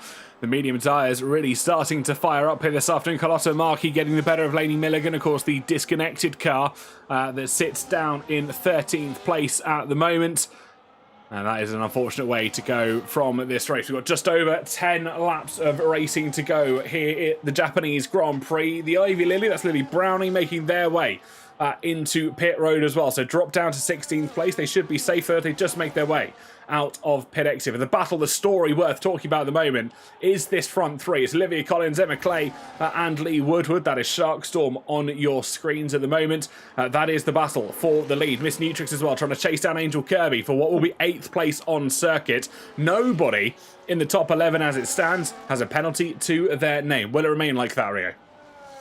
It might do, it might not, but we're heading towards turn number 1. Emma Clay to the inside, wheel to wheel, between the top 2, Lee Woodward as well. Look on the inside, wheel to wheel they run around the outside. The pole sitter will try to hold this on the exit of turn 2. A little bit of contact there as Olivia Collins had a little bit of a moment on the exit of turn number 2, and Lee Woodward flies past along with Emma Clay. Olivia Collins, that is the worst possible turn, opening 2 corners of lap for her. She's gone from the lead down into P3 with Alexis Mason surely soon to charge through. We see her from 20th up to 4th. A podium, TK, is well and truly on for the Aston Martin driver. It certainly is. Don't count out Alexis Mason at the moment. Of course, we saw the drive that she had right from the very start of this Grand Prix, and once again showing what pace she has left in that tank. A little mistake there, I think, from Emma Clay at the exit of the hairpin corner up towards Spoon now, with Lee Woodward trying to chase them down. Olivia Collins not far behind in the slightest. Alexis Mason still sitting on that bubble, has gained about 4 tenths, make that 5 tenths of a second up to our leading trio. Down towards the opening corner, it will be questionable to see if they're able to try and catch up, I reckon, within lap 20 or so. Yeah, about as we head through 130R, and Lee Woodward's on the inside, and it's wheel to wheel in towards the Casio Triangle, and Lee Woodward to the lead of the Japanese Grand Prix once more, and once again will have the DRS, timing it to perfection. The DRS detection point is on the exit of 130R, so we're heading towards turn number 1. There's going to be absolutely no threat for the reigning champion. Emma Clay's now going to have to hope she can stick with the McLaren, who is now leading the Grand Prix, but maybe this was part of Emma's strategy to ensure she could go full push on the hard compound tyres, have enough life to make sure she doesn't have to give up any pace, so she can ensure that she stays with the now race leader of Lee Woodward. We can see the battery there on the left-hand side, 89% on board with that Ferrari. Now goes down a bit as we head down towards the 2 Degner corners, but Emma Clay will have to do an almighty job now to stick with Lee Woodward. That was a massive attack of the curb through the first Degner, and I wonder how much of that was necessarily intentional. Yellow flag slightly further back again. Hang on to the Alpines, having a bit of a moment. I think that, who is that? Let's try and figure out. I think it was Vic. It might have been Vic, yeah. Down in 15th place. Yeah, it was Vic. It's not necessarily the easiest of corners to get right. More yellow flags in the middle sector. I'm going to figure out that was probably one of the Williams cars. That is Cutie Bunny, Sarah Hardy, as he peels her way into pits. No, it is one of the other cars that's going. So I'm so confused at the moment. It's a V car. No? It is a V car. Is that Laney that's had a bit of an off? It is. Not necessarily having the best of race to remember. But again, and we've educated this over the course of all 4 social races. These are social races for a reason. There is no repercussions to them. It is an opportunity for the drivers to get to learn against driving one another, understand how one another race, and of course no championship will be affected from it. Look here though, Rio, as we have got Alexis Mason chasing down Olivia Collins with DRS down towards the first corner. Collins tries to, I'm assuming, go defensive. A little bit of contact between the two, wheel banging in full effect, but Alexis Mason says, well, hello and goodbye, as they pass through for P3 on track. Yeah, phenomenal move from Alexis Mason. A little bit of argy-bargy on the main straight, but from last on the grid. P20 now in the podium positions. Can she now hunt down Emma Clay and maybe Lee Woodward? I think the more realistic goal will be Emma Clay. Lee Woodward seems to have checked out in this Grand Prix, and I can just bear in mind now, Lee Woodward on that last lap set at 129.1. That is now a new W1 race lap record, which was previously held by Willow Keeble, which was a 130.183. So we've beaten that by basically a second now. Absolutely right. Race story, of course, for Miss Cjbeards. A start up in 8th place. A fantastic qualifying result for the Scuderia. Dropped down 1 place off of that race start. Now sits in 9th, just behind the likes of Angel Kirby and Jessica Ball. So still well and truly within battling zone for 7th place on circuit. The Red Bull and the Aston Martin, respectively, in front of her, will be keeping an eye on their mirrors with, well, I think a little bit of panic on their face, because we've seen how quick Miss Dietrich has been over the course of the first season, and only has got more and more quick over the course of the social races and the streams as well. And after signing with Ferrari, has been given some, I believe, some advice and some training from those guys. But it is fantastic to see the dedication, the work that has gone into improving themselves and making themselves competitive to turn up to these races and put on performances. We watch on board, or at least from the spectators' point of view, from Alexis Mason as they're trying to chase down Emma Clay. Because I think here, Rio, the podium with what, 6.5 laps left in this Japanese Grand Prix, I think Alexis Mason might not be counting everybody's chickens quite yet. Alexis Mason, I mean, even if she doesn't get the podium at the end of the Grand Prix, it's still a drive to be phenomenally proud of it. In Suzuka, a circle where it is hard to overtake. She absolutely, I think it was football at the end of the first lap, she was up to P10. She's absolutely flown in this Grand Prix, and I think without a doubt, TK, if she finishes in the top 4, or even if she finishes in the top 8, surely a contender, or if it would even be a contention with the other drivers, surely just a driver of the day in total here in Suzuka. Absolutely right, and I think it'd be a fair assumption here. Of course, crashing out in qualifying for Mason and was up to, I think, 15th place by the end of lap 1, so I think that almost certainly has to be some sort of record for most positions gained in a singular lap, let alone on lap 1, which is a whole different challenge in and amongst itself. But Emma Clay, I think, is starting to find form once again. We'll keep an eye on the lap times as they head up towards the end of lap 21 on towards 22, but lots still to try and keep an eye on, and Emma Clay, I think, will not be giving up hope of a race win here this afternoon. Of course, Lee Woodward, both a multi-winner within the W1 Sim Series. Emma Clay, of course, winning Japan last time out. Alexis Mason winning in Spa. So all 3 of that top 3 have won a race here in the W1 Sim Series, whether that be a social race and or a league race proper. They all count the same here in terms of our eyes. Yeah, about that. Before we headed into this race, if we go from the last race, Emma Clay had led 18 laps before today here in Suzuka already in Season 1, showing why she is one of the front runners, showing she's got the pace around here.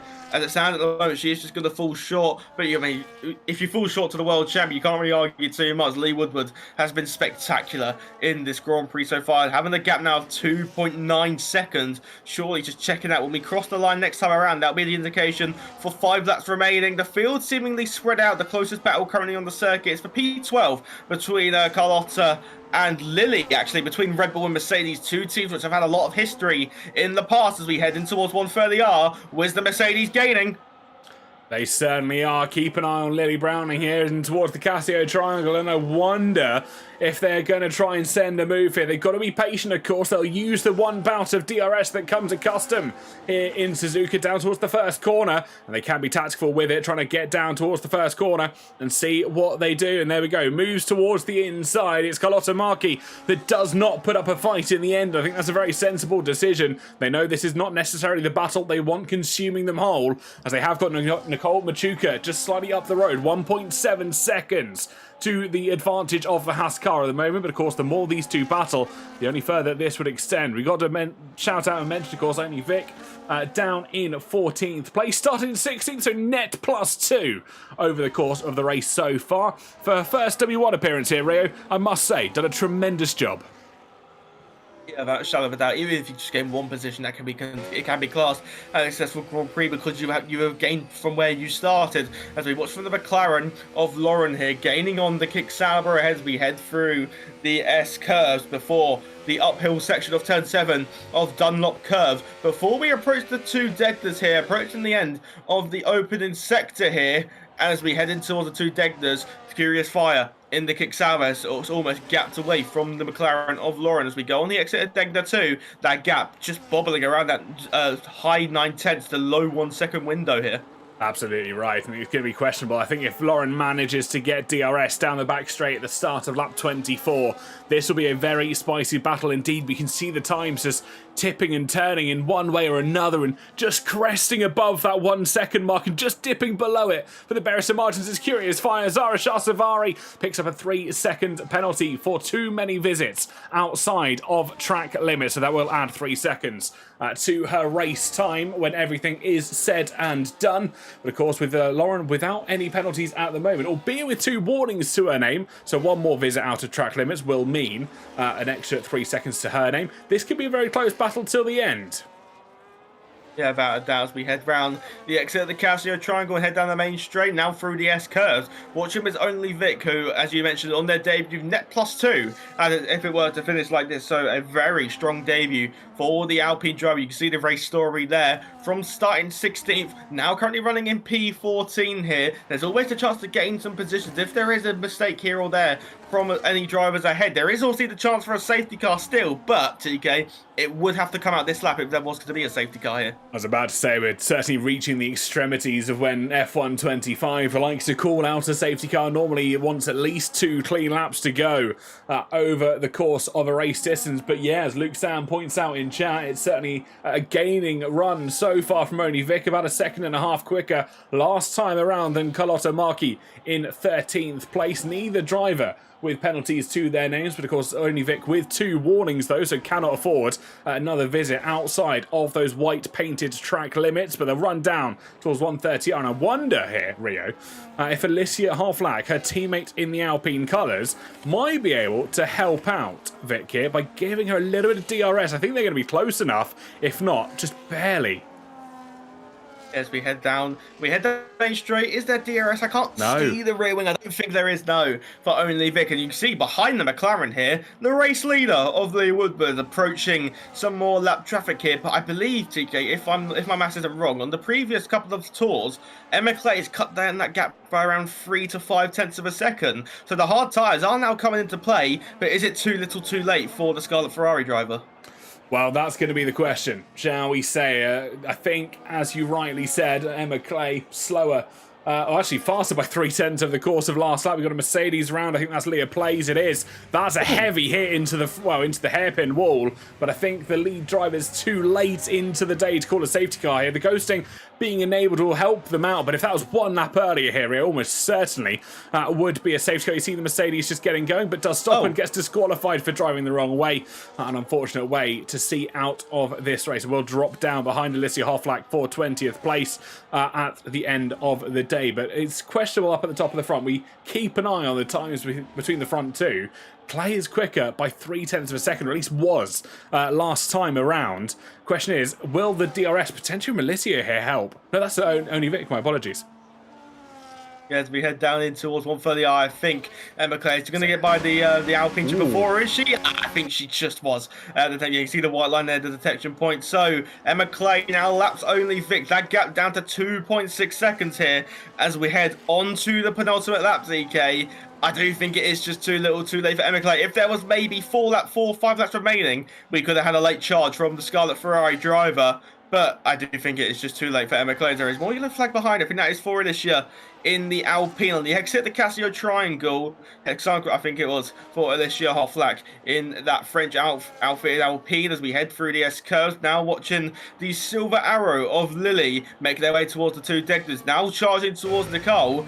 TK, they have absolutely charged away from Carlotta.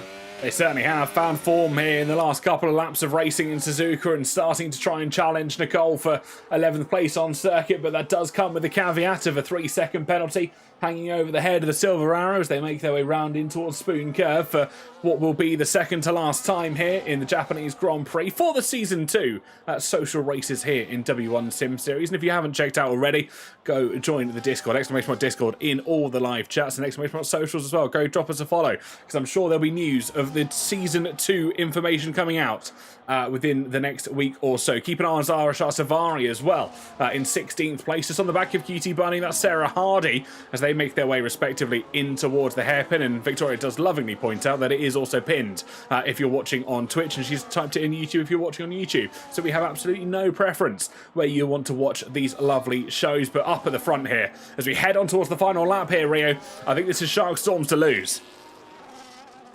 Without a shadow of doubt, we head down the main straight, see the Red Bull peeling out of the way. It's a final tour around the Suzuka circuit for the Season 1 and reigning World Drivers' Champion. She started on the front row alongside Olivia Collins, who is not even going to finish on the podium here after boxing first out of the top 4. Olivia Collins, that strategy has not paid off for her today. Alexis Mason, from last up into P3. Emma Clay starting 3rd.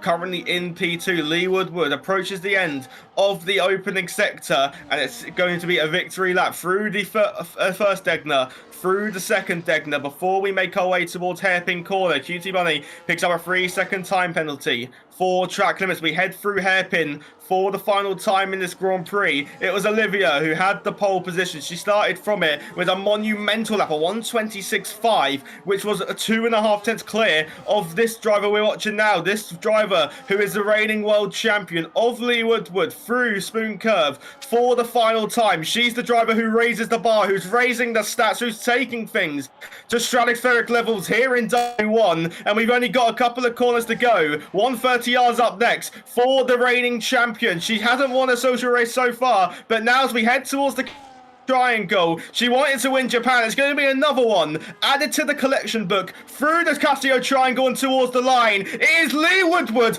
in Suzuka winning the Japanese Grand Prix ahead of the Ferrari of Emma Clay. Comes home in second place, and bravo Alexis Mason, P20 to P3.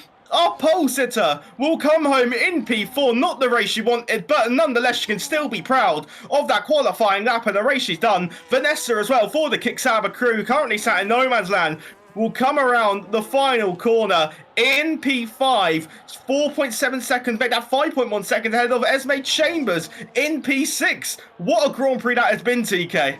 Absolutely stunning from start to finish. Jess Ball finished 7th as they come across the line and through the final corner. Miss Nutrix will hold on to 9th place with Angel Kirby coming home in 8th. Penalties will apply to both Lily and Madge as well in 11th and 10th respectively. They'll be making their way towards the start-finish line within the next few moments as they head in towards the Casio Triangle for the very final time. Nicole Machuca could actually seal away 11th place here at the moment as they come through the final corner for themselves. The Haas car just 1.5 seconds off the back of the Ivy Lily. That's Lily Browning to take 11th place on circuit. This has been a hard-fought battle, left and right, over the course of this Grand Prix so far.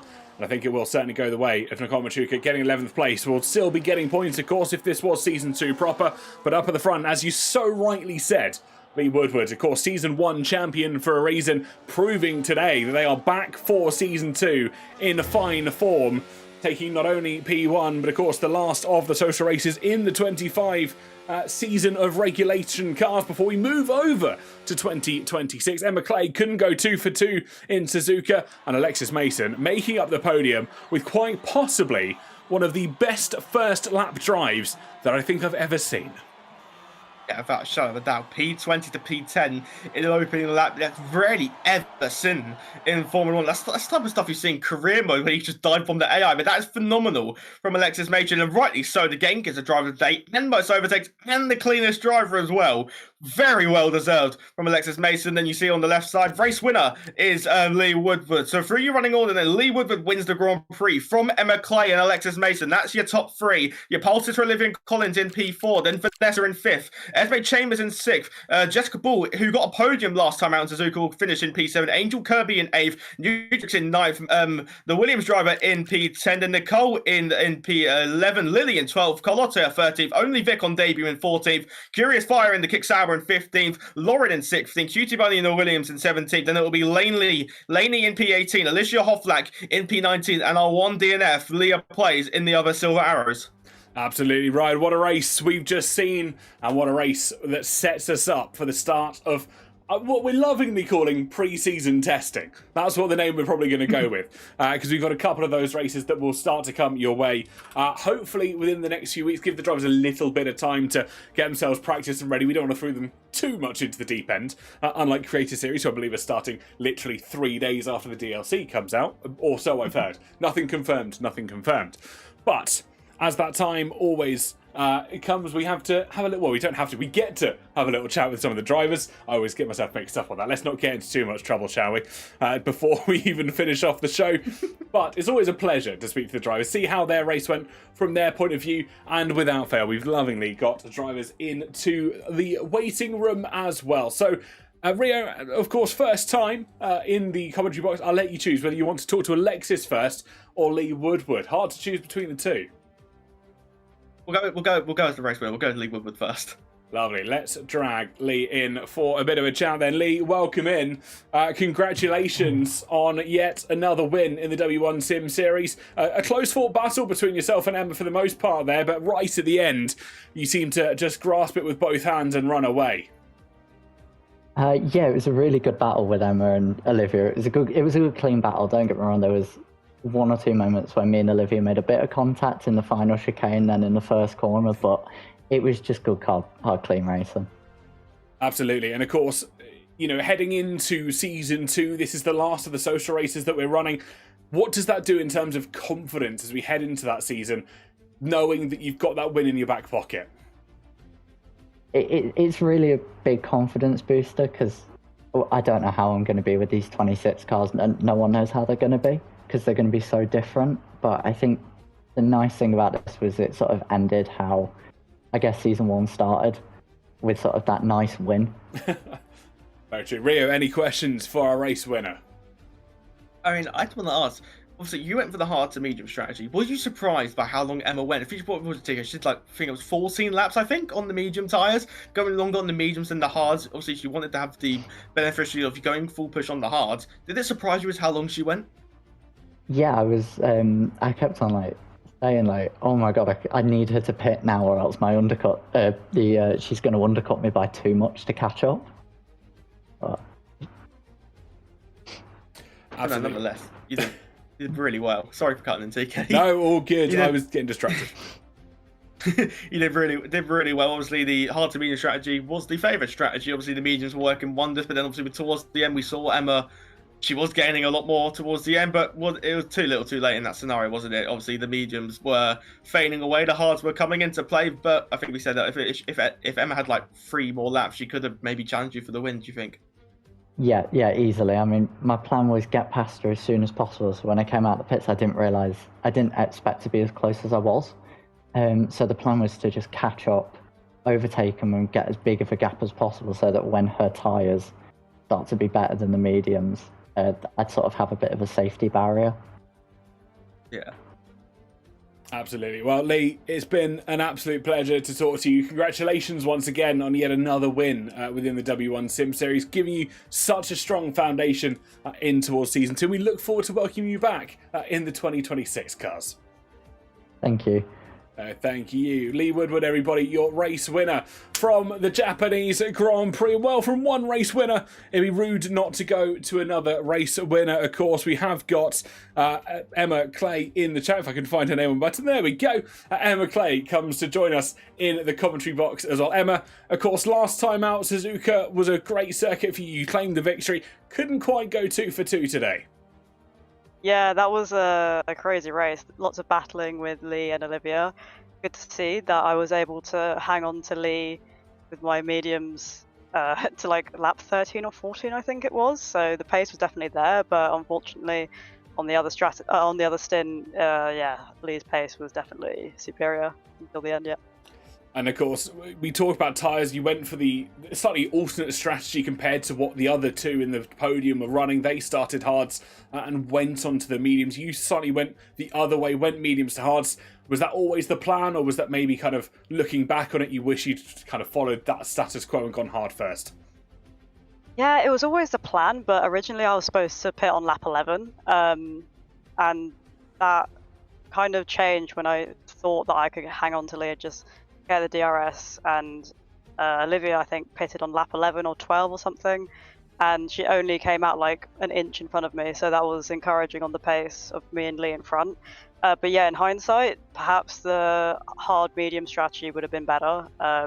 It would have been definitely better on the end, and I think I could have probably been faster than the two people in front if I'd done that. But yeah, just in hindsight, I guess.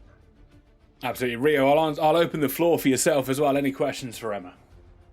Well, I mean, obviously, we saw you went longer on the mediums than the hard combat tyre. Was that because you were sticking with the deal? Was you just saying, see how long I can go, so then I can use the hard tyres fully? Like, so with only 13 laps on the hard, you was able to full push them in a sense because you had minimal laps to do on them in comparison to the likes of Olivia, who boxed lap 11, has 16 of the.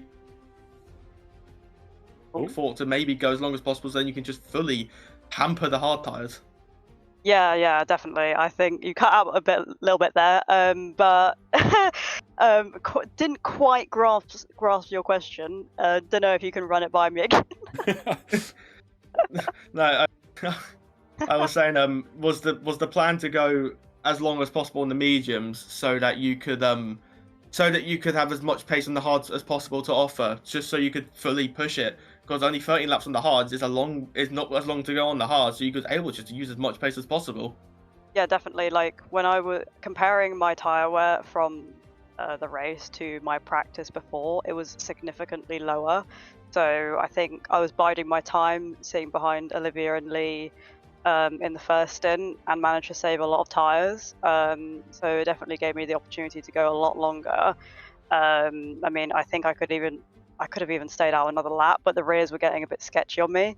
So I decided just to come in and see how it goes, and luckily only came out like literally behind Olivia, and then I think, yeah, I mean, her tyres were like 3-4 lap older than mine, so it was not that difficult to get past after the tyres kind of warmed up a bit. But yeah, Lee just came storming past, so there wasn't much I could do there. Well, yeah, nonetheless, obviously Lee Wilbur was flying, but it's still a race to be proud of. From going P3 to P2, it's a podium nonetheless. Obviously, you would have wanted the race win, but it's still a race to be proud of. Yeah, definitely. I think when I looked at the driver lineup, I was hoping for a top 4 at the least, but top 2, I'm not mad about that at all. I think I could have won if perhaps the strategy was a little bit different, but I mean, I think I maximised what I could do today. Yeah. Absolutely fantastic. Emma, it's always a pleasure to speak to you, and of course I speak to you in most days in the staff chat anyway, but good to see you back on fine form heading into season 2. Looking forward to seeing yourself and Miss Neatrix potentially rocking that Scarlet Ferrari, but until we see you then, we'll see you soon. Cheers guys, thank you. Thank you so much. Emma Clay, everybody, P2 in today's Japanese Grand Prix. And hopefully I have got Alexis's name ready. Let's go and talk to Alexis, who I'm still holding here, Rio. Had one of the best lap 1 drives. I know I said it earlier in the show as well. I'm going to say it again. Alexis, talk us through, first and foremost, before we get to actually lap 1, talk us through qualifying. What happened? So, in qualifying, my strategy was to bin it so I start last, is what I wish I could say. No. Out the final corner, I activated overtake too early without realising, and my rear slid out, and I hit the orange bit of the pit lane wall. You see, I'm no expert, but you're not meant to do that.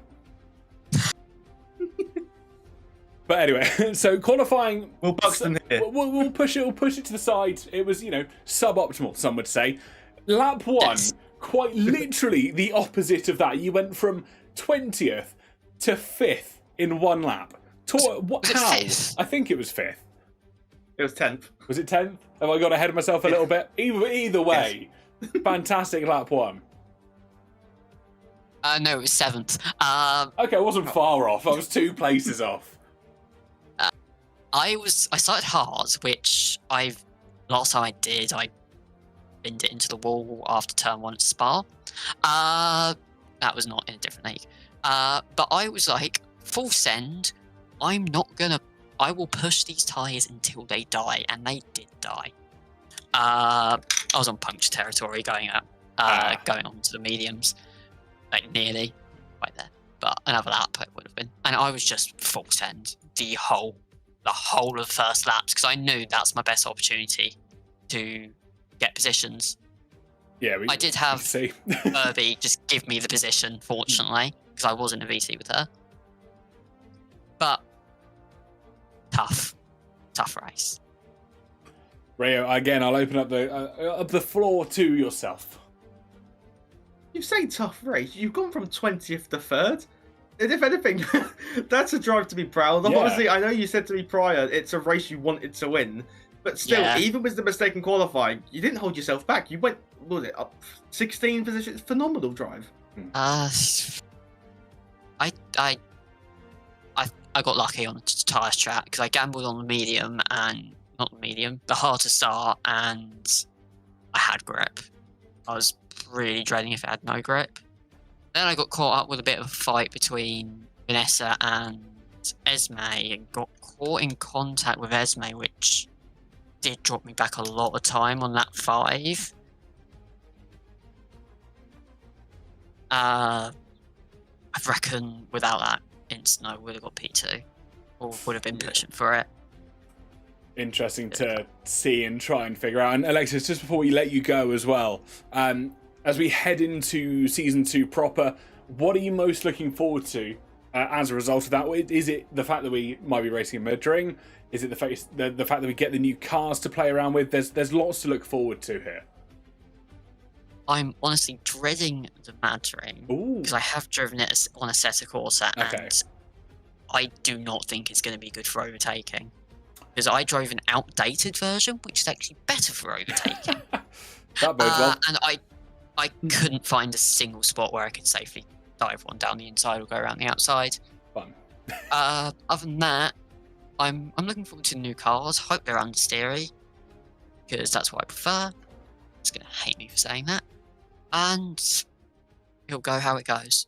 Amazing. Well, we look forward to seeing you back in Season 2 when we have got that new generation of cars and, of course, 22 cars on the grid. Alexis Mason, everybody, P3 in today's social race 4 at Suzuka.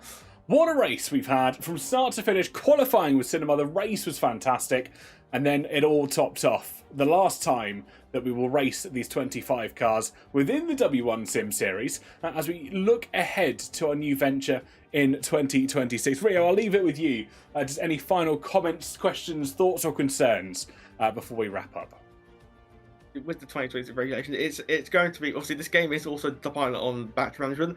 The 2026 is going to be heavily dependent on battery management because that's basically what the engines are. I think it's now it's like 50-50, but I think it was like 80-20 split, I think it was before. Don't quote me on that because I don't know the exact numbers, but I think for sim racing, the new regs are going to be really, really good, in my opinion. Interesting. I'm not going to weigh judgment until we figured out what the game's like, because we get it soon-ish, hopefully. So yeah, until that comes around, Rio, where can the lovely people on the internet check you out if they want to do so just a little bit more? Well, I'll tell you what, they can't find me. They can't find me in the Sahara Desert because I have no clue how I'm going to get to the desert. That's very fair. But they can, but they can find me on every social. I've changed all my every social to the name just Rio Harris F1. I think you can actually see it if I here. Yeah, about that. There you go. There. Yeah. There's Rio Harris F1 on everything. For TK, where can and can't they find you? I'll tell you what, I wasn't expecting you to do a where can't they find me. I didn't have one prepped and ready, but you can't find me in the deepest, darkest... No, the coldest culverts of Cornwall. I won't be there anymore. That'll do for the time being, but you can check me out online, and they call me TK, just down here, as you saw on the screens. If you haven't followed social W1 socials, ! Socials in the Twitch chat, YouTube, and they're probably in there as well. We've got Twitter, Instagram, TikTok, or X is... No, that's the other way around. And YouTube as well. Go follow us on all of those. Keep an eye out for Season 2 news as well, because I promise you it will be coming sooner than you expect. But as the social races come to a conclusion from all of us here in W1, it is good night, and God bless.